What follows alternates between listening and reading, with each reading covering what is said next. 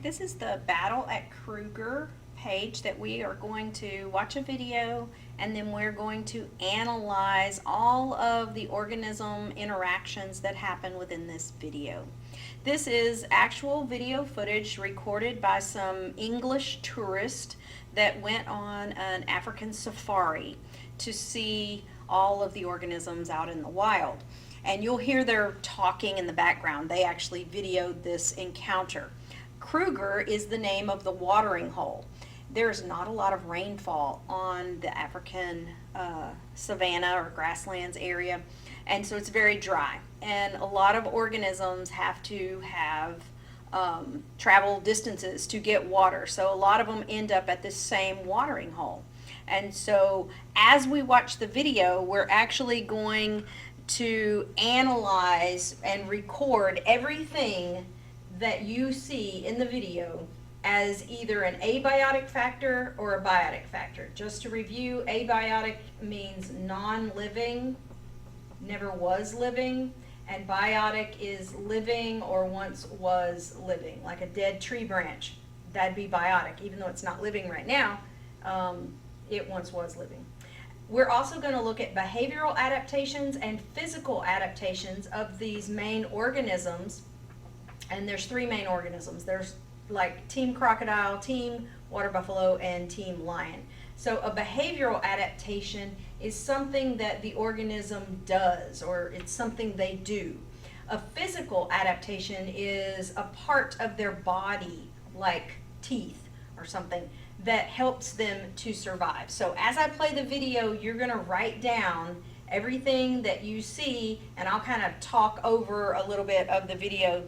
And then once we finish watching the video, then we'll do this bottom part.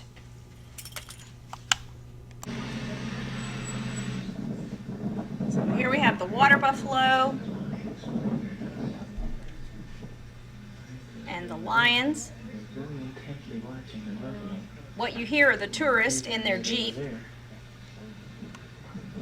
You see lots of trees or shrubs, some water. There went a bird.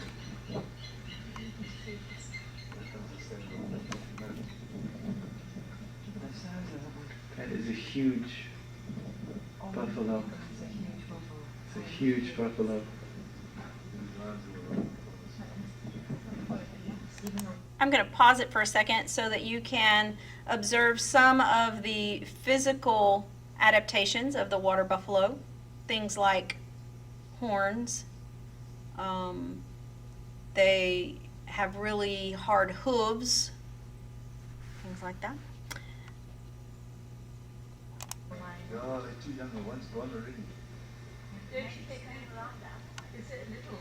There's a windmill.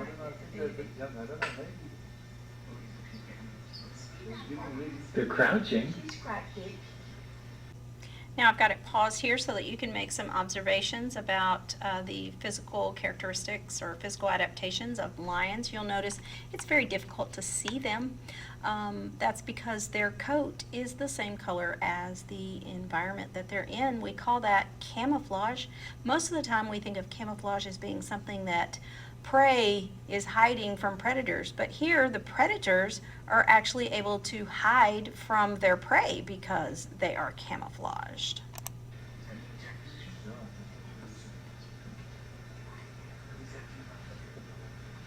Now, crouching or stalking their prey is a behavioral adaptation.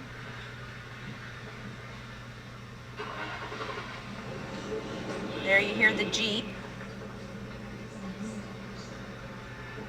And the tourist, if you want to write people or tourists down. Uh-oh. What's the bull gonna do?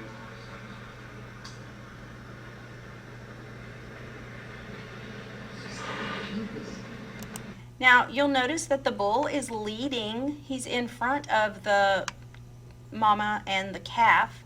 That is a behavioral adaptation to try to protect them. You'll notice he's also swinging his head up and down. He has been sniffing the air, probably detecting their scent.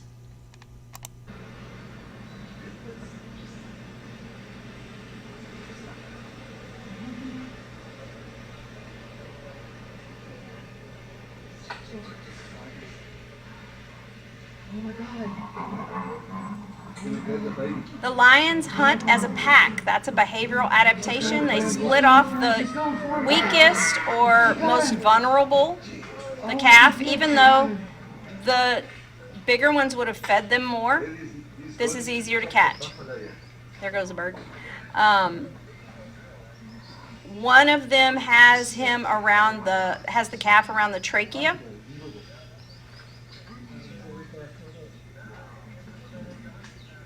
To subdue or kill the baby. Guys, I'm shit. Can you believe this? The buffalo are coming to help this one now. Watch. They're too They'll late. come and help this baby. Watch. They're too late. Can they help him now, Frank? Yeah, they can. He's still alive, you think? No, they're still alive. Now, right now, the relationship between the lion and the water buffalo is the lion is the predator and the water buffalo is the They're prey. trying to drag him out. They're dragging him out. Watch the edge of the water, because they're not the only ones that want to eat baby water buffalo.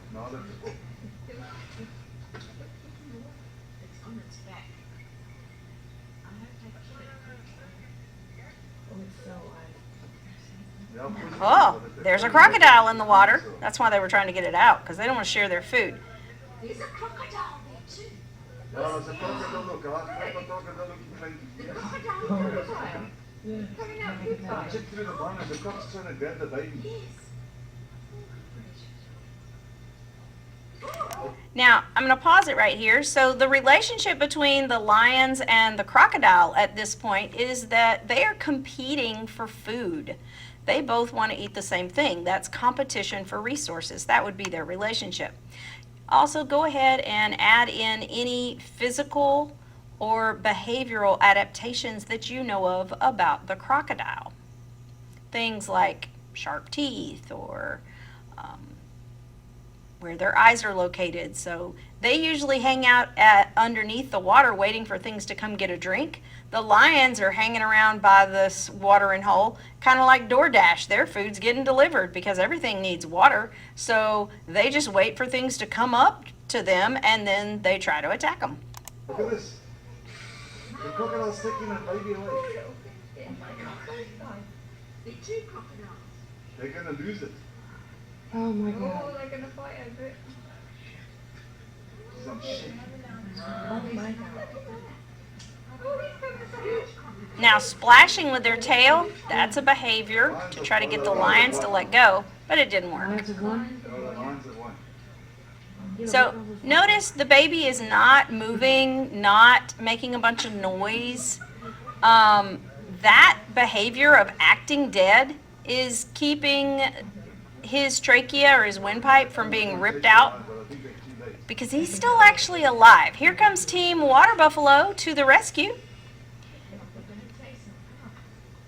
Now, a herd, there's strength in numbers, so let's see what they do. They're too late. Late.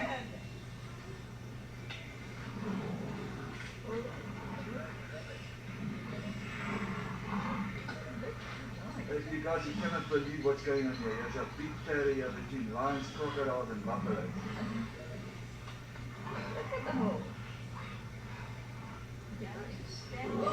Whoa! He swatted at him and kicked at him. Kicking at them with those He's kicking at hooves, him. that's a behavior adaptation. The hooves themselves are physical. Sien wat die aangaan nie. Die buffels is besig om die leeu's te omsing wat hier so en hulle want die leeu's het 'n klein jatjie gevang. Here comes my favorite part. Die jatjies wil die leeu's net bykom. Hulle jag die leeu's mense. Ooh, they got him surrounded. Ja, jy kan maar kom jong. Hier's And that one's Ooh! Woohoo! Go Team Water Buffalo! Oh my God. we're going to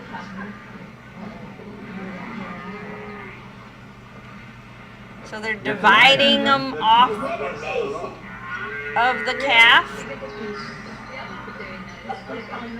Now you'll start hearing that calf cry and moan now. Doesn't have anything on his throat, so it's not playing dead anymore. The calf's still alive. It is? Yeah, it's trying to get away. It's standing up.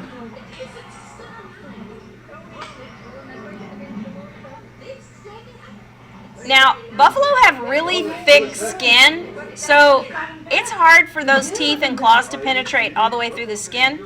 You'll notice that the young baby calf goes to the middle of the herd. That's a behavioral adaptation to help protect them.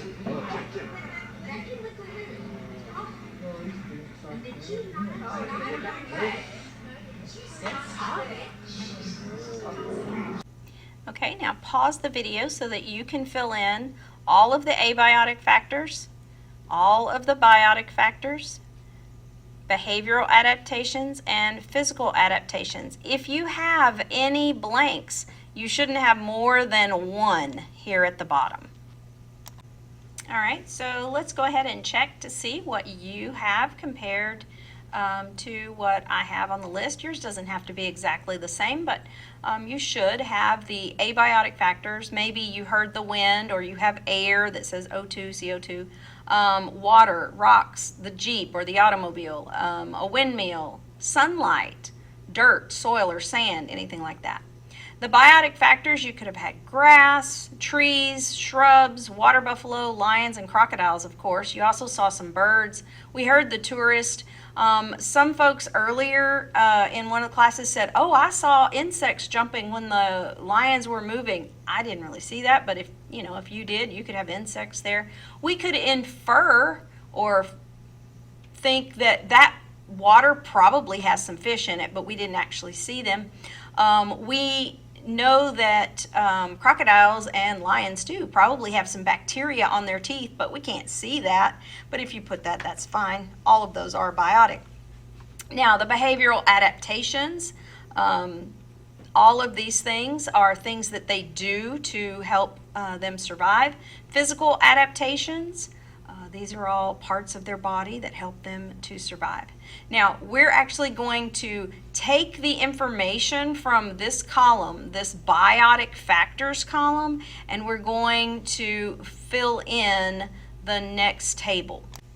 All right, so we're going to skip over this section for right now, and we're going to take all of these biotic factors and classify them as either autotrophs or heterotrophs.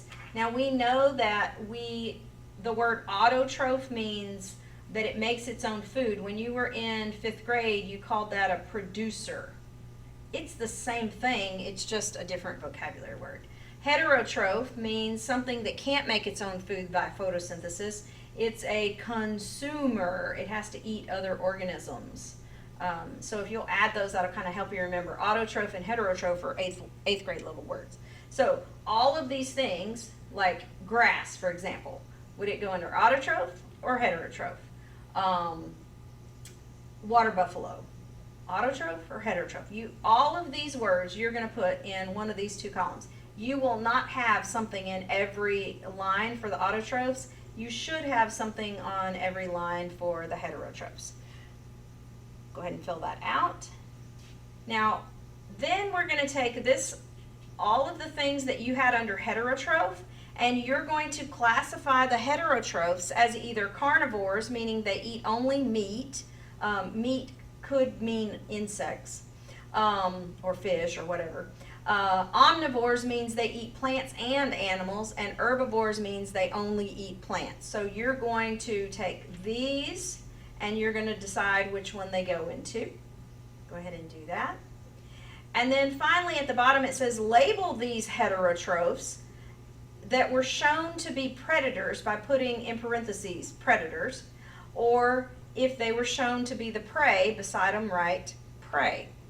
If it didn't show them being predator or prey, and you happen to know, oh yeah, some things could be both, like humans. It didn't show them being predator or prey, but if they got out of that Jeep, those lions would eat them if they wanted to. So they could be prey, but they also could have a gun and they could shoot the lion, and then they'd be the predator. So go ahead and fill those in.